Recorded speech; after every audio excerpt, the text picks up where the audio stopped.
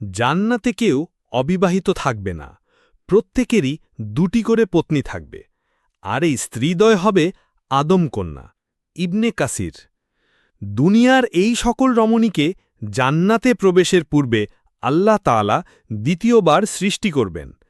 তাদের এত রূপ লাবণ্যময়ী ও রূপসী করে সৃষ্টি করা হবে, যেমন রূপ লাবণ্যময়ী করে হুর সৃষ্টি করা হয়েছে।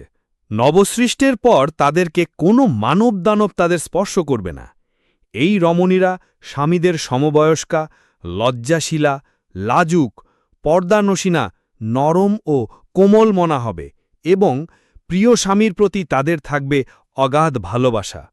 জান্নাতীরা স্বীয় প্রাসাদে স্ত্রীদের সাথে শীতল ছায়ায় প্রবাহিত প্রস্রবণের তীরে সোনা রূপা ও মণিমুক্তা খচিত সিংহাসনে চিত্ত বিনোদন করবে। পানাহারের জন্য রমণীদের ক্লেশ পোহাতে হবে না।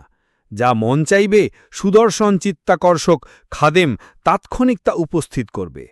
একই বংশের আত্মীয় স্বজন সতীর্থ, যেমন পিতামাতা, দাদা দাদি, নানা নানি, ছেলে মেয়ে, যদি জান্নাতে নিজেদের আমলের কমবেশের দরুন স্তরের দিক থেকে একে অন্যের থেকে দূরত্বেও থাকে, আল্লাহ তাআলা নিজ অনুগ্রহ ও কৃপায় মর্যাদা বৃদ্ধি করে সকলকে পরস্পরে মিলিয়ে দেবেন।